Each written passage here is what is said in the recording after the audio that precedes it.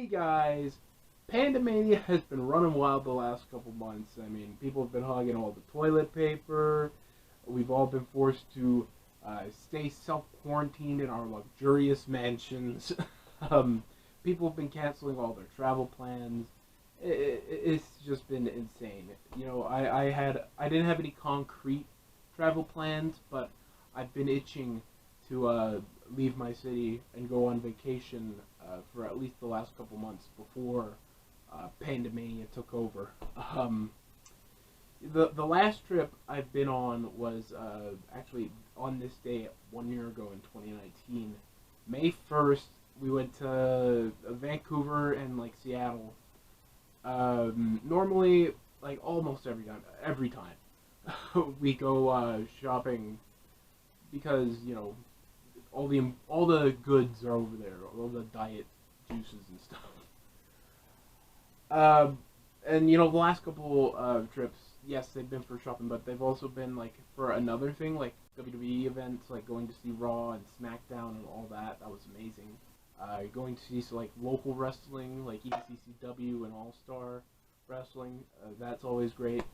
But this year, or 2019, the previous year, um, I was personally only focused on one thing, and that was getting to see Avengers Endgame. So this vacation started at 5:30 p.m. We left our house at 5:30 p.m., which is a late time because getting to Vancouver and to come from Vancouver back home is about like an 8 or 9 hour drive. So it's definitely not the best time to be leaving.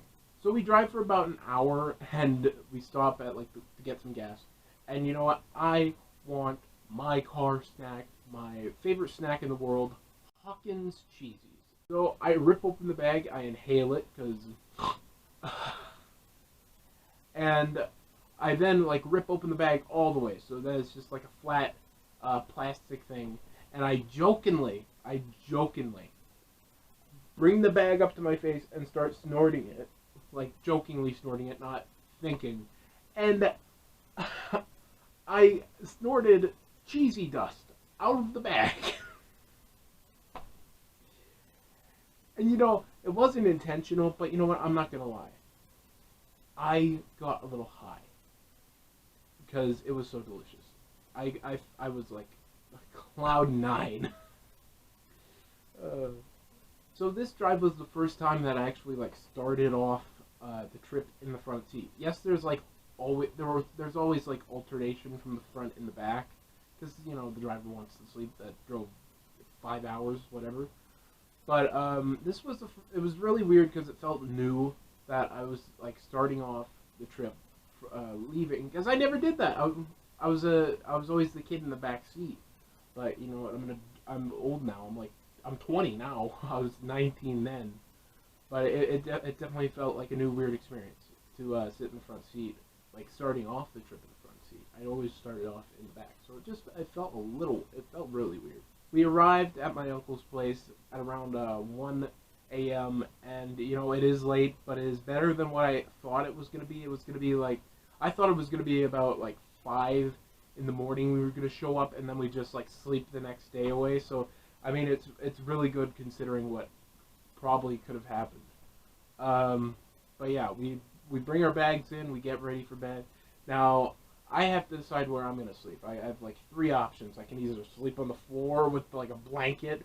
I could sleep on a sofa bed, or an air mattress. Now, I am not the thinnest person in the world, so I was definitely worried if I were to sleep on an air mattress that I would pop. Now, my mom told me, "Oh, you don't have to worry about that." This, she read the thing. It says this air mattress fits up to 800 people. Now, I had to do a double take. I was like, what? When in all actuality, it said it fits up to 800 pounds. Anyway, on to day 2, we headed down to the good old US of A. As we were waiting in the lineup, to cross the border, I started cracking out some good jokes. Not good jokes, horrible jokes. You know, I started cracking out my Trump impression where I was like, "You're wrong, China. You're wrong, Hillary Clinton." It's not good. It's not really good, but people think it's good. And you know, I made this very dumb joke where, you know, when you go to the border, the officer at the border patrol asks like, "Do you have any weapons or do you have anything illegal?" And I said like, if they tell us if we have anything illegal, I will say, "I have 2 guns right here." That was my life.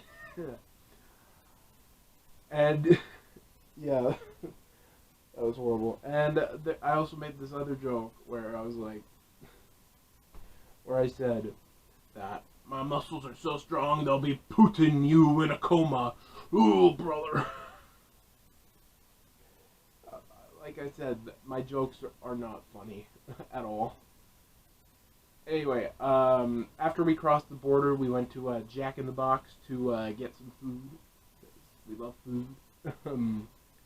And my mom came out of the bathroom, and she told me that when she was washing her hands, which you should do at home right now, when she was washing her hands, she tried to censor for the soap, or for the sink, and she realized, oh, it's a manual sink, so you have to actually turn the tap. We started going shopping then. We stopped at Cabela's, which, first off, beautiful store, such a beautiful store. It had this like large fireplace. My hand is like all the way down here. It had a large fireplace, like this wonderful like chair set. There was like a checker table as well, so me and my mom played checkers in the Cabela's, which was fun. And then we continued shopping. We went to J.C. Penney, and as we were going out the J.C. Penney, we saw these 2 birds on each corner of the store, sticking their asses out, sticking their big old booties out of the corner. So, like, if you were standing underneath the corner, their tail feathers would have been right there above the like corner. If you weren't careful, they would have right all over you. So after we left JCPenney, we went to go get some dinner at Panda Express, which I gotta say, lovely, lovely, lovely. I love me some good Chinese food. I love me some Panda Express. I love the orange chicken balls. As we got to our hotel room, my mom was trying to open up the door. You know how in hotel rooms, they give you like a key card. Now,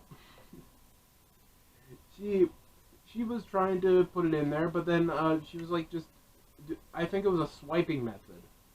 So like she was just literally waving this key card around like a Jedi, just like whom whum whum whum. So on to day 3, we did some more shopping. We crossed the border back to Vancouver. But as we were shopping in the U.S., we did buy some shirts. I bought some shirts that are right back there. One of the shirts that you will see very soon. Day 4 was the day.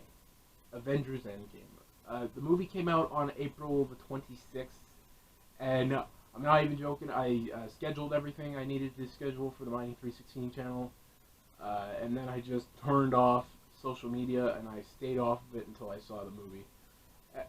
Hands down, this is the movie I've just been most excited to see in a long time. I'm not going to do a full review on the movie in this video, but if you guys want me to make a video on this movie, let me know. All I can say is that this movie was incredible. And I cried twice during the movie. The first time was during the whole the come together thing, the portal sequence, when everybody was running and you had that epic shot. I'm not even gonna lie, I started hyperventilating in the sense of I was so excited and so like this was so breathtaking and amazing, and like the soundtrack was awesome and all that. And I honestly had to like calm down. It took me a good 30 seconds after they like stopped running well, after the running sequence stopped, it took me a good 30 seconds to like, okay, we're good. Which, I mean, that just goes to show how great this movie was. Second time I cried was when Tony Stark died, and you know what? I'm not even gonna lie, I was super emotional. And you know what? It's surprising looking back at it how emotional I was, because I never really think I would ever get that emotional over a movie. But I watched all like 20 something movies of the MCU, and you know what? This was the epic culmination climax, and it was just I was so heartbroken when he died, because Tony Stark was one of my favorite characters, and it was just I was so pained when he died, but it was a great storytelling. Hold on a minute. I forgot to mention the decorations on the wall in the hallway of our theater. I wanted to take a picture with it, and I stood next to Iron Man, which the dramatic irony here that he died 3 hours after that picture was taken is just laughable looking back at it. So it was an amazing movie, honestly, and the best way we could have the best poetic like ending to all this was after the movie we went down to Beach Avenue, and we just sat down on a park bench and we had shawarma. That's the most poetic way to commemorate seeing Avengers Endgame, is by having shawarma. And I love shawarma, so yeah. I think the best part, you know, besides the loveliness of the food, was sitting on that park bench. You know, there was an amazing view towards the beach and the ocean, and just all the people around.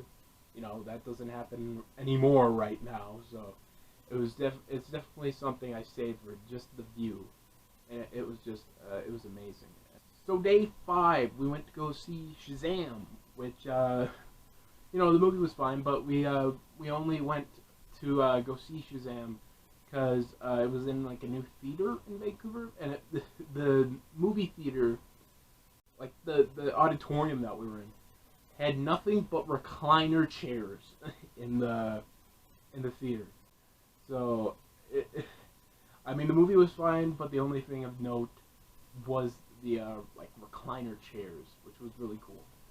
We also saw some improv there. I love some improv. It was funny. Improv is always funny to me. Vancouver Theater Sports. If you guys are in Vancouver, I recommend you guys go see it. It was really funny. So now we're on day 6, which we were supposed to go home on this day, but our car was having issues.